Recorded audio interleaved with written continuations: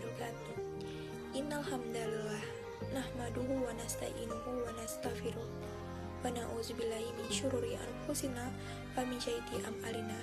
Man yahdihillahu fala mudhillalah wa man yudhlil fala hadiyalah. Asyhadu alla ilaha illallah wahdahu la syarikalah wa asyhadu anna Muhammadan abduhu wa rasuluh. Amma ba'du. Pertama-tama marilah kita panjatkan rasa syukur atas kehadiran Allah SWT, atas segala nikmat yang telah Allah berikan kepada kita, nikmat iman, nikmat kesehatan, sehingga pada hari ini kita masih diberi kesempatan bahkan bisa saling mengingatkan dalam kebaikan. Salawat serta salam semoga senantiasa tercurahkan kepada junjungan kita Nabi Muhammad SAW, kepada keluarga beliau, sahabat beliau, dan kepada kita semua yang insya Allah setia mengikuti sunnah beliau.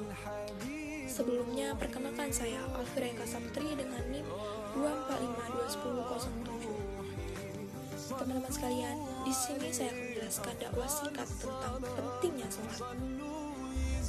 Teman-teman sekalian, adanya video ini saya buat sebagai pengingat terutama untuk diri saya sendiri tentang pentingnya menjaga sholat di tengah kesibukan kita. Allah Subhanahu wa Ta'ala berfirman dalam surat Al-Kabut ayat 45, Bismillahirrahmanirrahim. Inna sholata tanha anil fas'ai wal munkar wala zikrul ahi akbar wallahu ya'lamu tasnaun. Sesungguhnya sholat itu mencegah dari perbuatan keji dan mungkar, dan mengingat Allah itu lebih besar keutamaannya, dan Allah mengetahui apa yang kamu kerjakan. Di zaman sekarang ini, tantangan untuk menjaga sholat memang tidak mudah, bukan karena kita tidak tahu hukumnya, tetapi karena dunia semakin sibuk, waktu terasa cepat berlalu, dan hati kita seringkali lebih dulu terikat pada layar dibandingkan terikat pada panggilan Allah. Ketika azan berkumandang, kadang tangan kita masih sibuk menggenggam handphone, mata kita masih terpaku pada media sosial, hingga tanpa sadar, waktu sholat pun tetap terlewatkan. Bukan karena kita membenci sholat, tapi karena kita terlalu menunda-nunda sholat. Dan padahal, sholat bukan sekedar kewajiban 5 waktu. Sholat adalah bukti cinta kita kepada Allah. Kalau kita mengaku beriman, maka sholat hanya menjadi ukuran pertama dari keimanan tersebut. Rasulullah SAW bersabda, amalan yang pertama kali dihisab pada hari kiamat adalah sholat. Hadis riwayat Abu Daud, jika sholatnya baik, maka baiklah seluruh amalnya. Namun, jika sholatnya rusak, maka rusak pula amal yang lainnya. Di zaman yang penuh tekanan ini, banyak anak muda merasa lelah, cemas, dan kehilangan arah. Padahal, Allah telah menyediakan satu obat yang sangat sederhana, namun sering kita remehkan, yaitu sholat. Dengan sholat, hati gelisah menjadi tenang, pikiran yang kacau menjadi lebih jernih, dan langkah hidup menjadi lebih terarah. Allah SWT tidak meminta kita menjadi manusia yang sempurna. Allah hanya meminta kita untuk berusaha taat.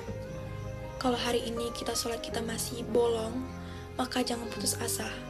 Mulailah dari satu sholat paling mudah untuk dijaga, lalu perlahan-lahan istiqomah.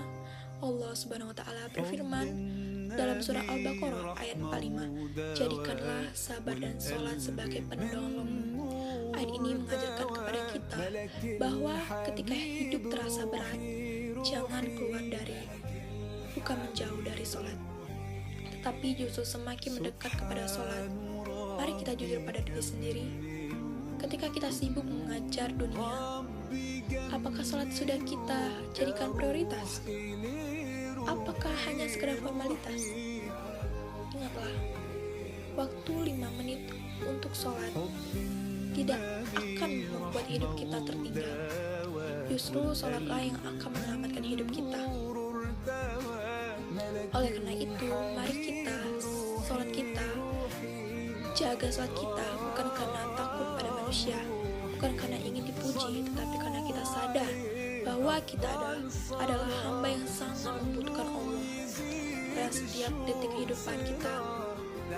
Semoga Allah Subhanahu wa Ta'ala melembutkan hati kita, menguatkan iman kita, dan menjadikan sholat sebagai sebagai cahaya hidup kita di dunia dan akhirat.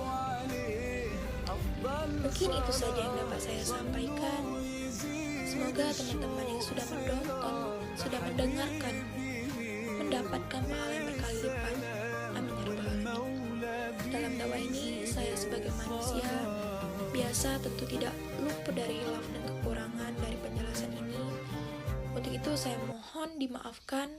Saya akhiri, wabillahi taufik wal hidayah. Wassalamualaikum warahmatullahi wabarakatuh.